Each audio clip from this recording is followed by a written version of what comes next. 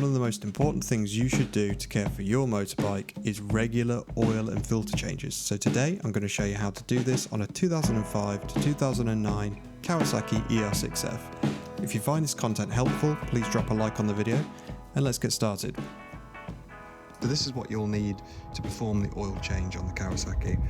So to remove the lower fairing to gain access to the oil filter, you'll either need a set of picks or a flathead screwdriver, and you will also need a 5 and a 4mm Allen bit or hex bit. To remove the oil drain plug, you will need a 17mm socket, and to remove the oil filter you'll need a oil filter removal tool like that.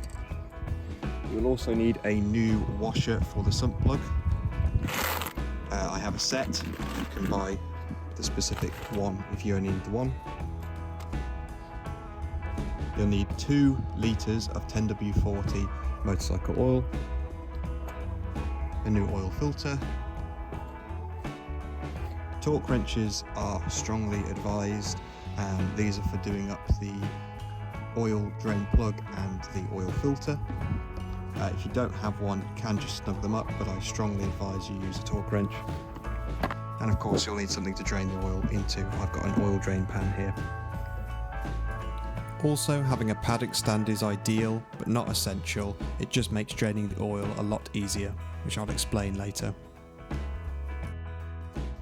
So firstly I recommend putting down a towel if you're working on your patio like me. Then start off by removing this bolt. This is on the right hand side of the bike, so we're just going to be removing the lower fairing.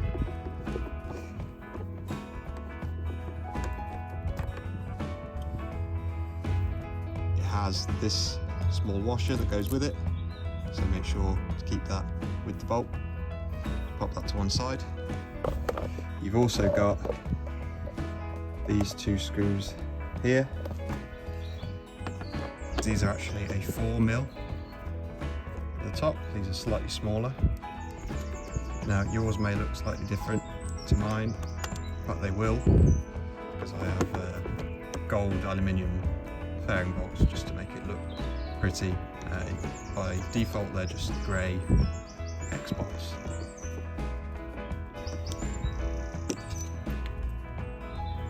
And once again, these bolts come with small plastic washers. Make sure you keep them. And with my pick tool, I'm going to be removing this push pin.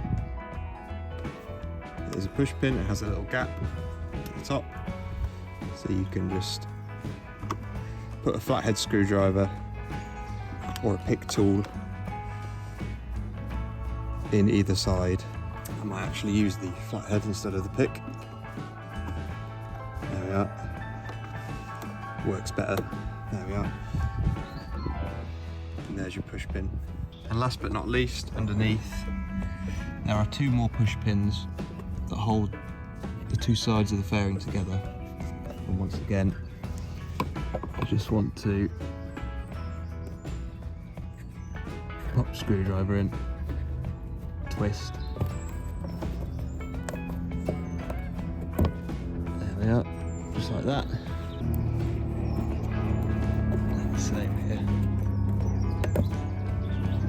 So now you should have removed 3 push pins and 3 bolts. So, to remove the fairing, once you've done that, this side will just unclip at the bottom.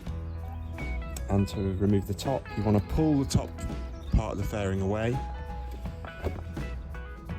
and pull this down and sort of angle it towards the outside of the bike, because you'll see there is a clip that slides in there, just like that. Pull this down and away. At this point I put my bike on a paddock stand. This is preferable as it makes draining the oil easier, but it's not essential as you can just stand the bike upright yourself.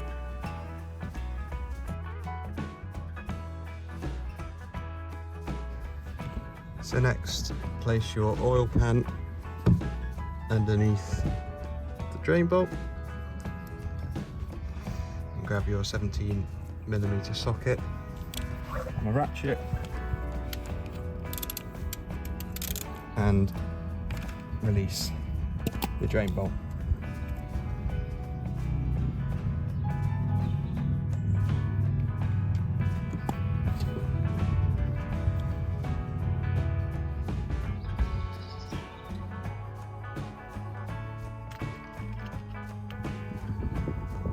And while that's draining, you can prepare your sump bolt.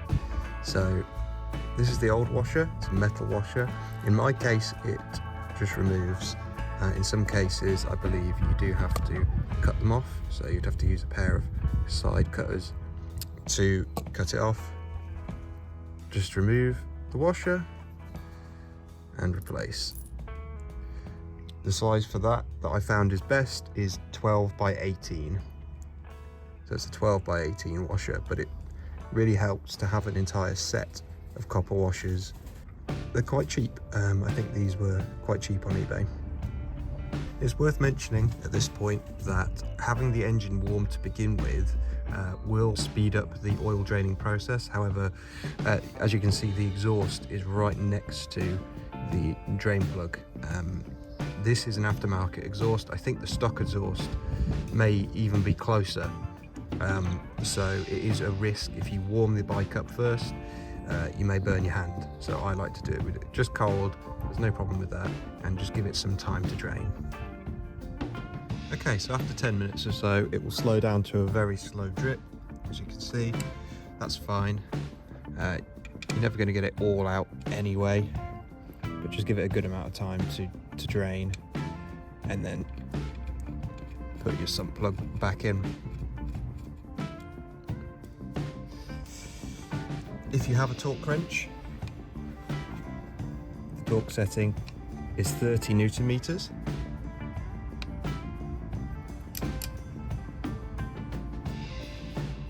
If you don't, just snug it up. They are 30 Newton meters. Okay, on to the next part, which is replacing the oil filter. So this is the oil filter. Now, it's quite important you have a removal tool of some sort. There is also like a cup tool that can go over it that fits onto the ridges on the side.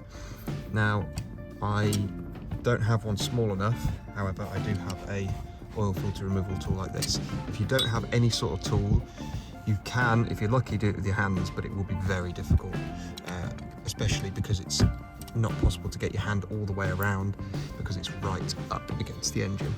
So I'm going to use this tool here.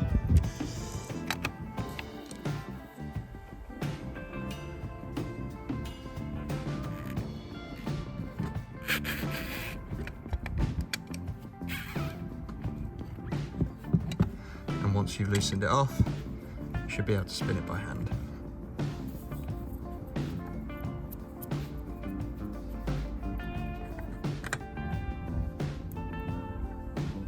So at this point, it's very important to compare the filters, the old and the new one.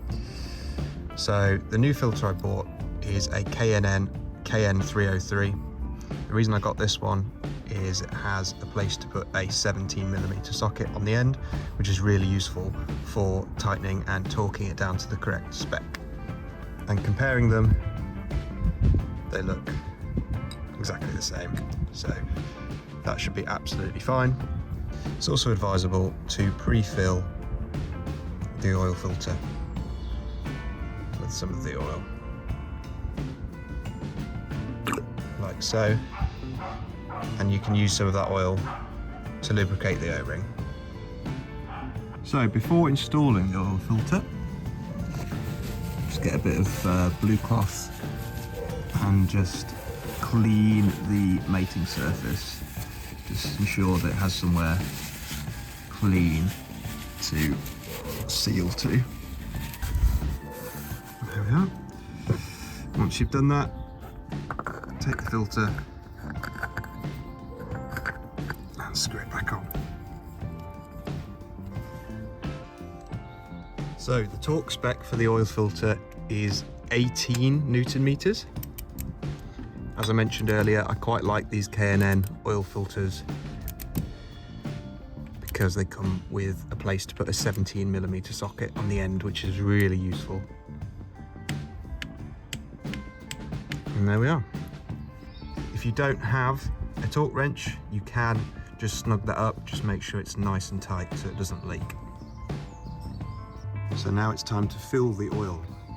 As you can see here, the capacity is 1.7 litres if the filter is not removed.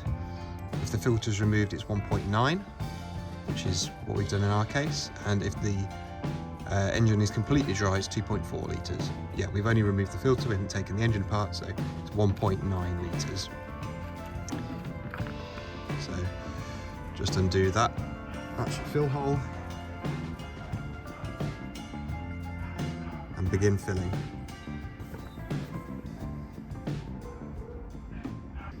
The great thing about doing this with the bike on the paddock stand is you get to see a more or less accurate oil level in the window here.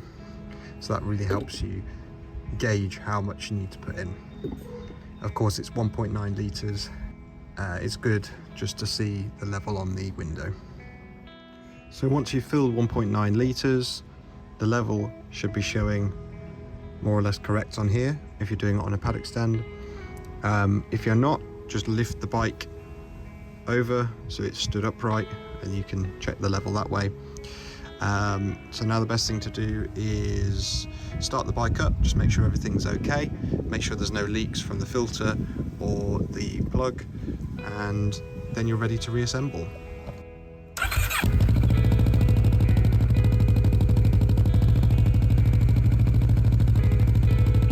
So now you can simply reinstall the fairing by sliding it up into the top fairing. Again, you might need to pull away the top fairing slightly. There we are. So firstly, install one of the push pins. Make sure the pin is fully out and insert it in the front. Next you can install the screws.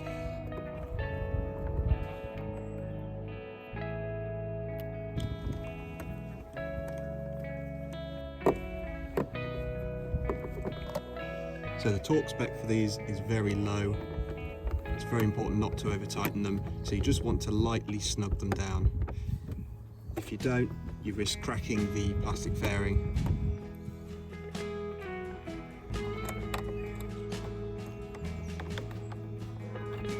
So don't over tighten these bolts because you can cause damage to the fairing.